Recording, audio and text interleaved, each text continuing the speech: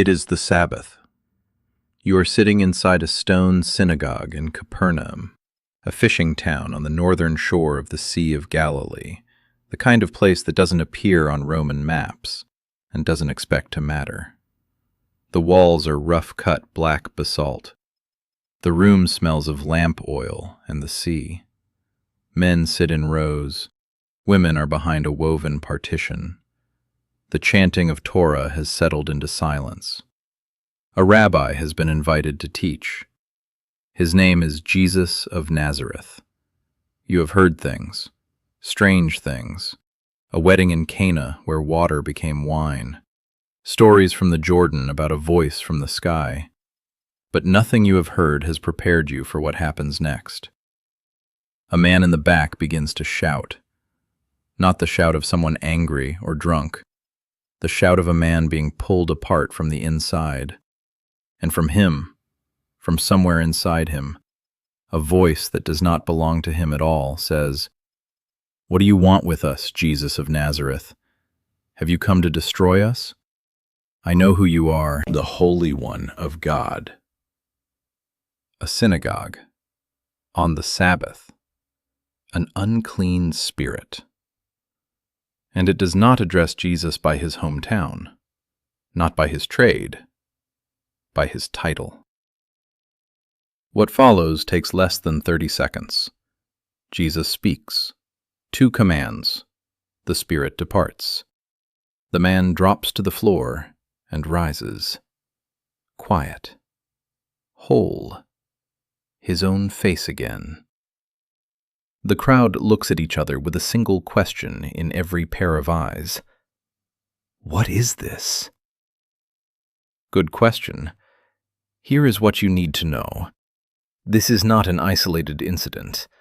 There is a pattern hidden in the 4 Gospels, Matthew, Mark, Luke, and John. 7 times, 7 different people, 7 different afflictions, spread across 3 years of ministry in 3 different regions.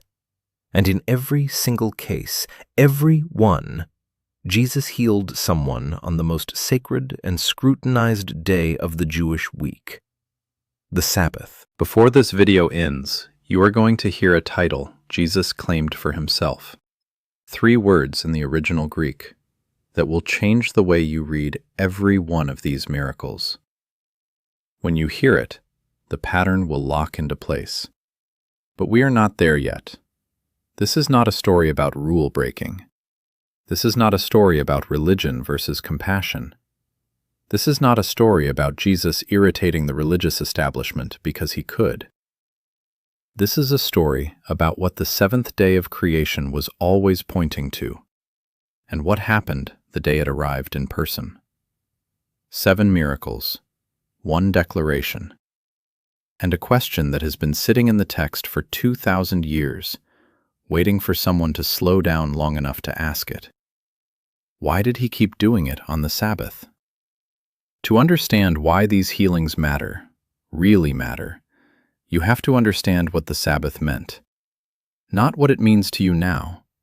Not a day off, not a religious obligation, not the reason certain stores close on Sundays in small southern towns. What it meant to a first-century Jew living under Roman occupation in the land of their ancestors. The Sabbath was the sign of everything. In the book of Genesis, after 6 days of creating, God rests on the 7th day. The Hebrew word is Shabbat, which means, literally, to cease, to stop. God did not rest because he was tired. He rested because the work was complete. The 7th day was the declaration that creation was finished, whole, and good. Shabbat was woven into the structure of time itself, not just into the law, but into the fabric of the week before there was any law at all. At Sinai, Moses received the commandments. Number 4. Remember the Sabbath day and keep it holy. Not as a burden, as a sign. As Israel's visible mark of belonging to the God who made time itself and made them his people. You are not Egyptians, the commandment was saying. You are not slaves who work without ceasing. You belong to the God who rested, and you rest too. By the 1st century, though, the Sabbath had become something else. Rabbis had spent centuries cataloging exactly what work meant. 2 great schools debated constantly. Rabbi Hillel led the more lenient school. Rabbi Shammai led the stricter one. Between them, the Mishnah would eventually codify 39 categories of forbidden labor, from plowing to writing to kneading dough to carrying an object from one domain to another. Healing was permitted only when a life was immediately at risk. Chronic conditions, long-standing suffering, afflictions that were serious but not immediately fatal, those could wait until Sunday. Josephus, the Jewish historian who wrote in the 1st century, records what the Sabbath cost in practice. In 63 BC, the Roman general Pompey besieged Jerusalem. He noticed that Jewish soldiers would not fight, would not so much as fire an arrow in self-defense on the Sabbath. He built his siege ramps on Saturdays. The city fell, partly because its defenders honored the 7th day above their own survival. That is how seriously the Sabbath was kept. And that is the world Jesus walked into. Here's what most people miss. The first Sabbath miracle was not on a country road or by a quiet lake. It was in a synagogue, on the Sabbath, in front of witnesses. Jesus did not sneak off to a back alley and quietly heal someone while no one was looking. He stood in the most public, most sacred, most watched space in the community, and he healed a man with an unclean spirit. This was not accidental. After the synagogue, Jesus goes to the house of Peter. Peter's mother-in-law is lying in bed with a high fever. Jesus takes her hand. The fever breaks. She stands up and begins to serve the household. Still the Sabbath. Word spreads, because in a small fishing town, word always spreads. By sundown, when the Sabbath officially ends, the whole city has gathered at Peter's door. The sick, the tormented, the desperate. Matthew tells us Jesus healed all of them. But it is the next Sabbath miracle that changes everything. Pay attention to this because you need to understand what is happening here. Jesus is in another synagogue. A man is there with a withered hand, his right hand, Luke specifies, which means his working hand, his earning hand, the hand that feeds his family. The Pharisees are also there, and they are not there to worship.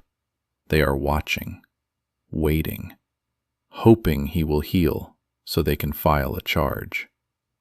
Mark tells us something you may have overlooked every time you have read this passage.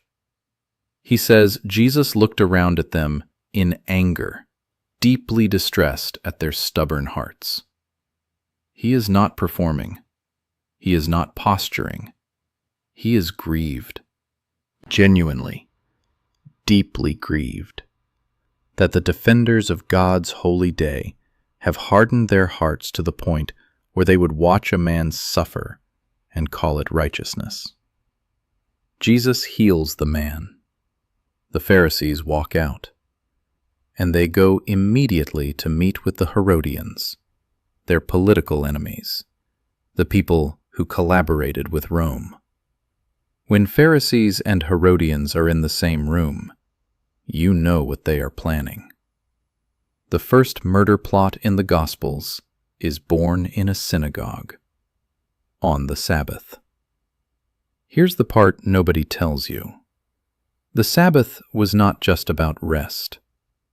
In the Jewish tradition, the concept of rest was inseparable from the Hebrew word shalom, which we translate as peace, but which actually means wholeness, completeness. Nothing broken and nothing missing. The Sabbath was meant to be the weekly experience of the world as God intended it.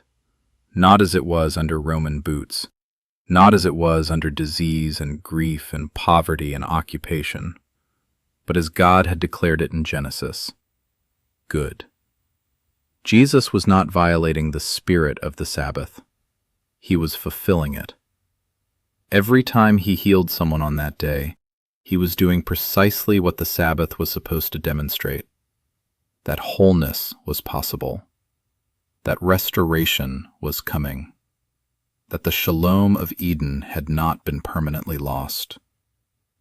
The Pharisees understood exactly what he was claiming. They just did not believe it.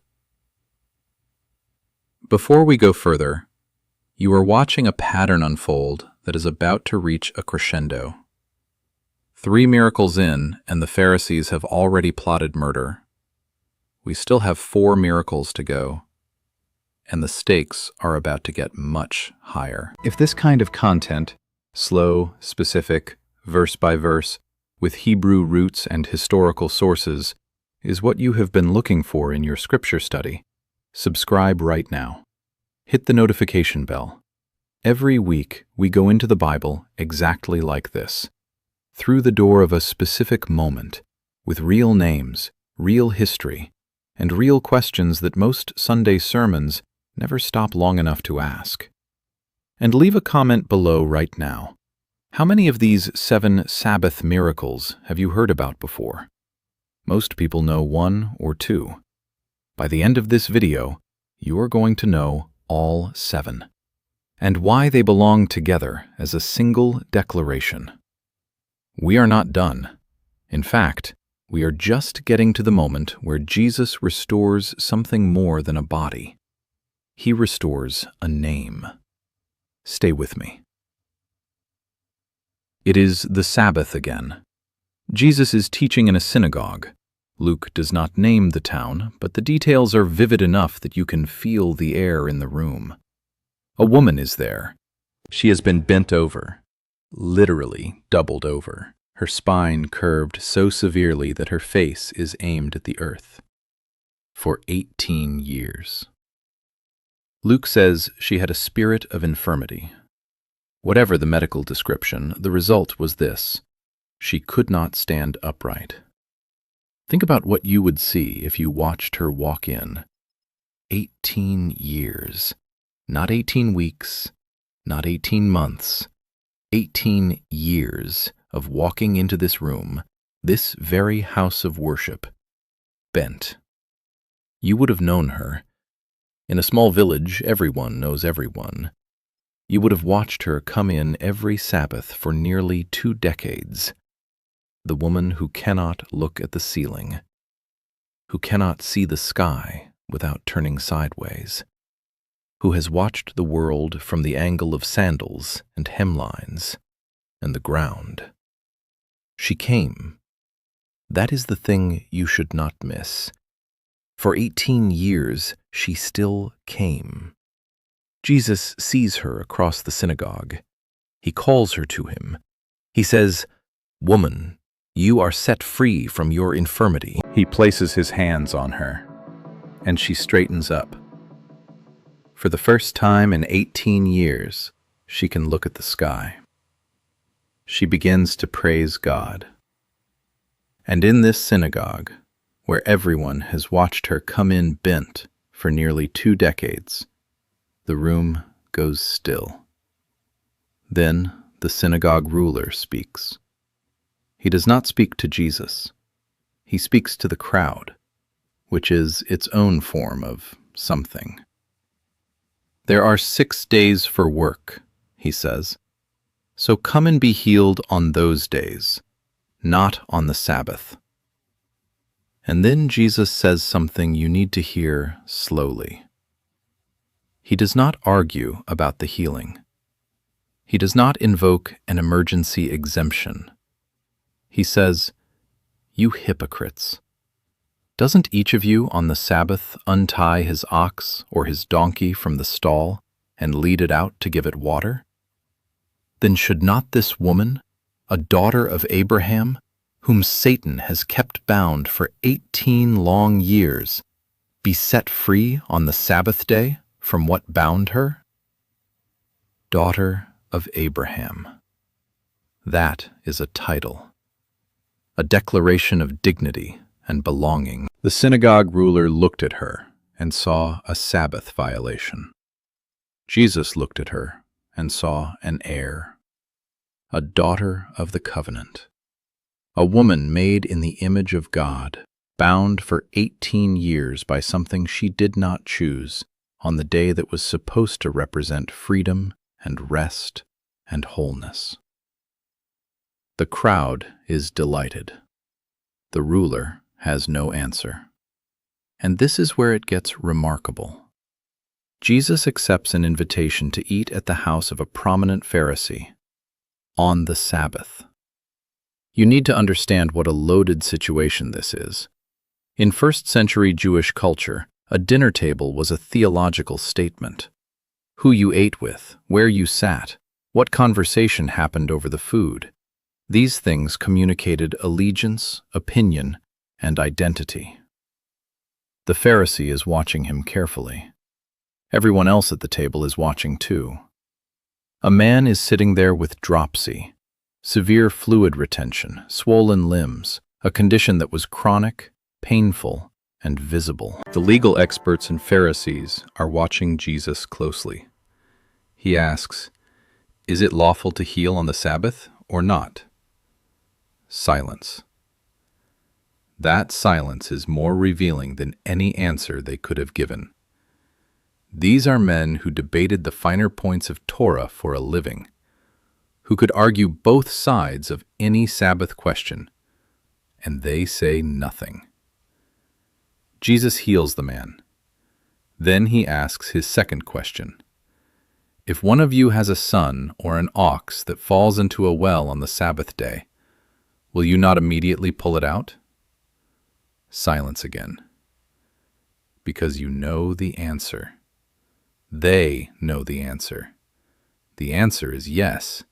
Of course you pull the child out. Of course you pull the ox out. The rabbinical tradition itself had always made provisions for genuine emergencies, for life-threatening situations, for animals in danger.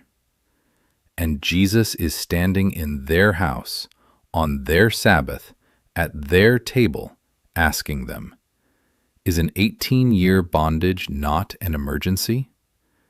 Is a man swollen with pain not an emergency? Are you going to tell me your ox gets emergency coverage on the Sabbath, but this person, made in the image of God, has to wait until Sunday? This was not a technicality. This was not a minor religious disagreement. This was not the kind of thing you could argue away with a fine point of law. This was the sign of the covenant, the most visible mark of what Israel was, being claimed by someone who said he was greater than the sign. 4 miracles in, the Pharisees have never answered a single question. The crowd keeps rejoicing. The legal experts keep going silent.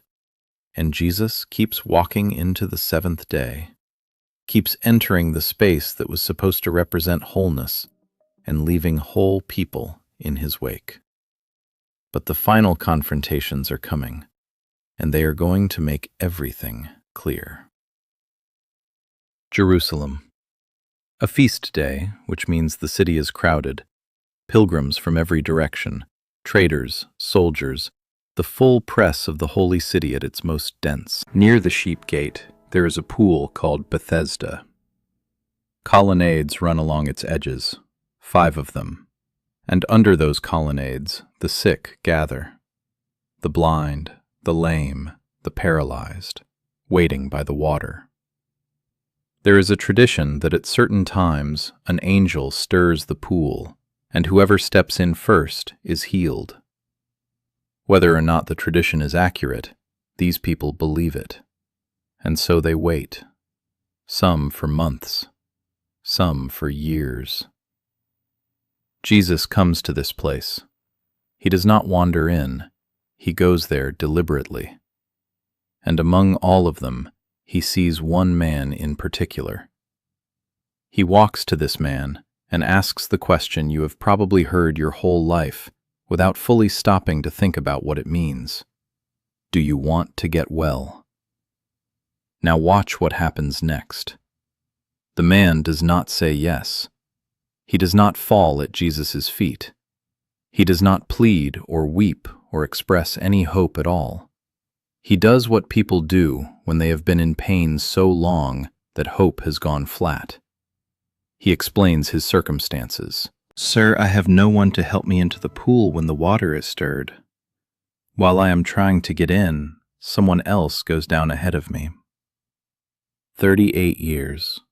He has been lying at the edge of the pool for 38 years, watching other people receive what he has been waiting for.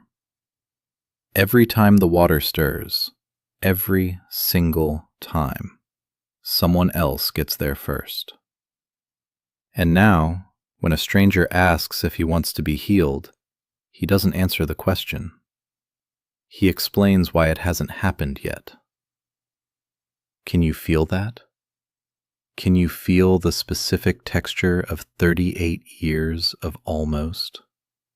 Of watching from a few feet away while others are carried to wholeness, and knowing you have no one to carry you. Of having hope not collapse dramatically, but just slowly go flat, like a lamp running low on oil, until you stop saying yes when someone asks, and you just explain your situation.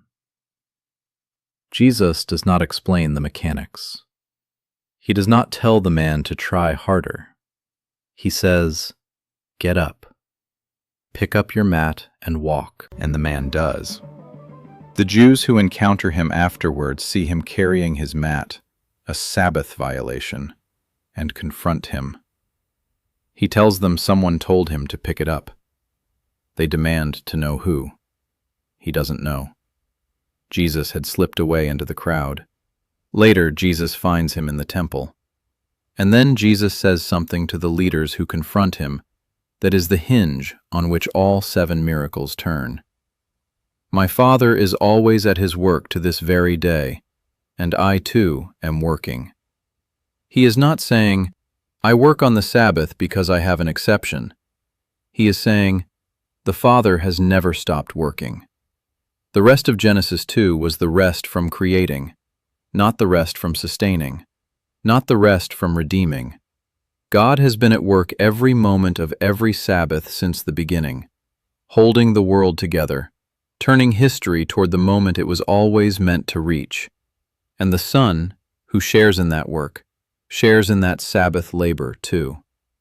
They want to kill him, not just for breaking the Sabbath, for calling God his own Father, for making himself equal with God.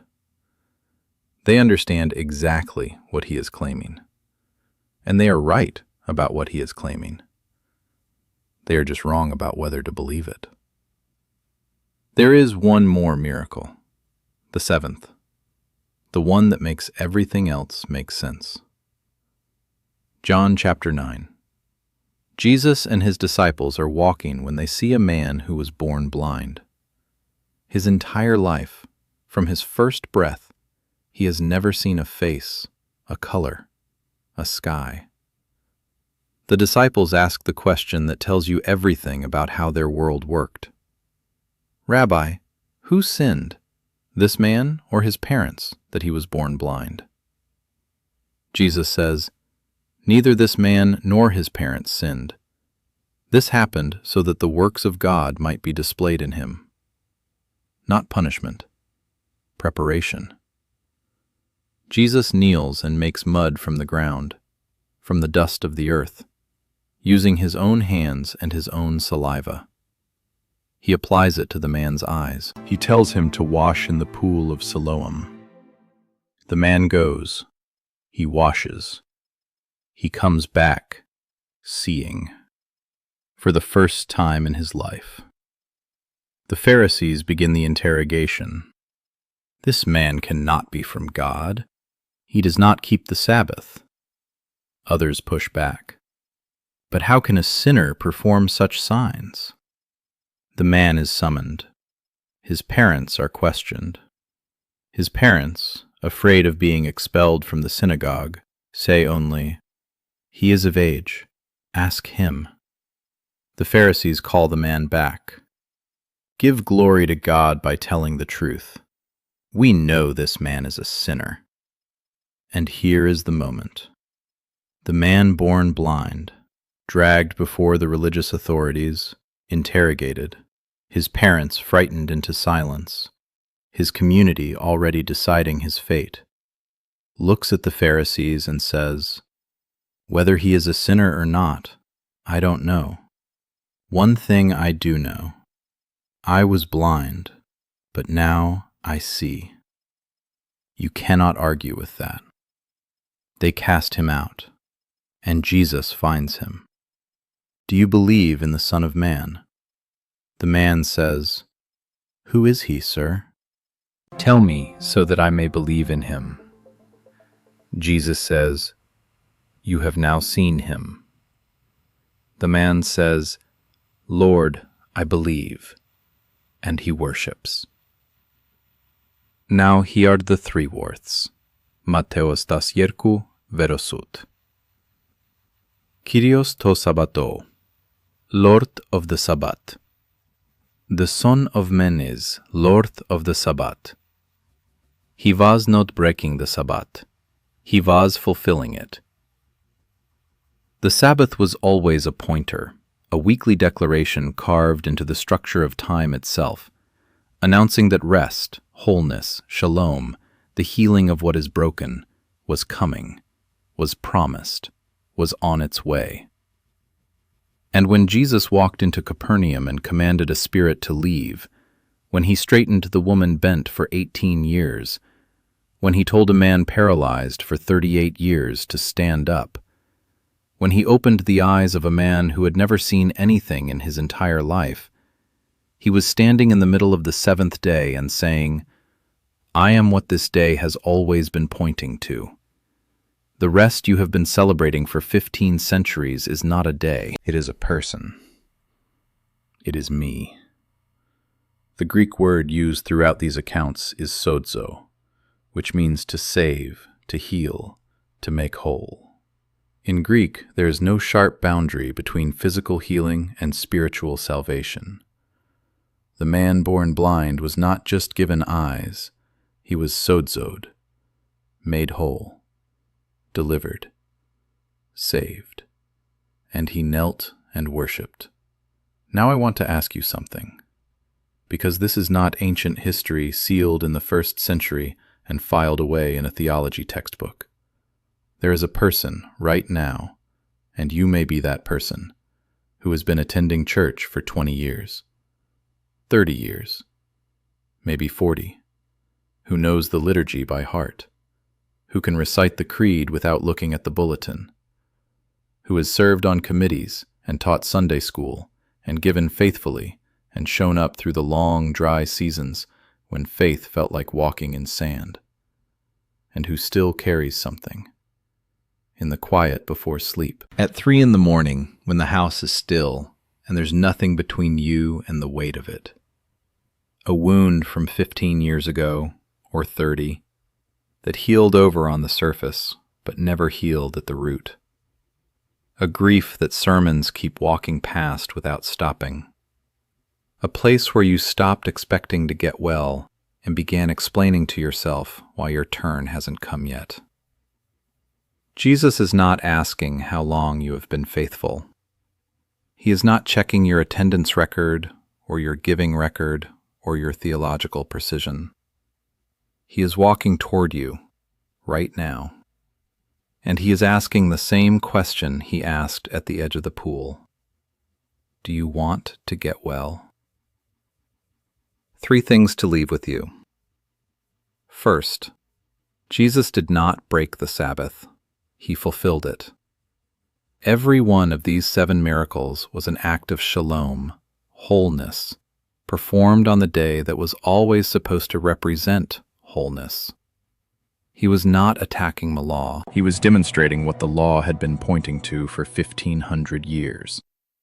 The Lord of the Sabbath had arrived. The rest God promised in Eden had come in person. Second, the people healed on these Sabbaths were not random. the man whose hand had withered, the woman bent for 18 years, the man paralyzed for 38 years, the man who had never seen anything in his entire life. These are not footnotes in a legal dispute. They are portraits of what Jesus came to do: to lift what is bent, restore what is withered, open what cannot see, command the paralyzed to stand. Whatever version of that is true in your life right now, He has not finished this work. Not in the 1st century, and not today. Third, the most important words in these 7 stories were not spoken by Jesus. They were spoken by a man who had spent every day of his life in darkness, who was interrogated, expelled, cast out of his community, and who, standing alone in front of the people who had just thrown him away, said 7 words that 2,000 years of theological argument has never been able to answer. I was blind, but now I see. That is your testimony too, if you have met the Lord of the Sabbath. Not a complete understanding of all 7 miracles, not a perfect theology of the Sabbath and what it means, just the one thing no one can take away: what you were before and what you are now. Which of these 7 miracles hit you the hardest? Was it the woman bent for 18 years, finally able to look at the sky? The man by the pool who had stopped saying yes and was just explaining his circumstances? The man born blind who met Jesus twice, first at the water and then face to face, and worshipped? Tell me in the comments below. I read every one. If this is the kind of scripture content you have been looking for, specific, historical, going deep into the original language and the original world, subscribe and stay. There is so much more to see. He is not asking you to be more religious. He is not asking you to clean yourself up before you come. He is not asking you to have all of this figured out before you step forward. He is asking one question in a place where the sick and the waiting and the 38 years and still hoping gather. Do you want to get well? The Lord of the Sabbath is still working today.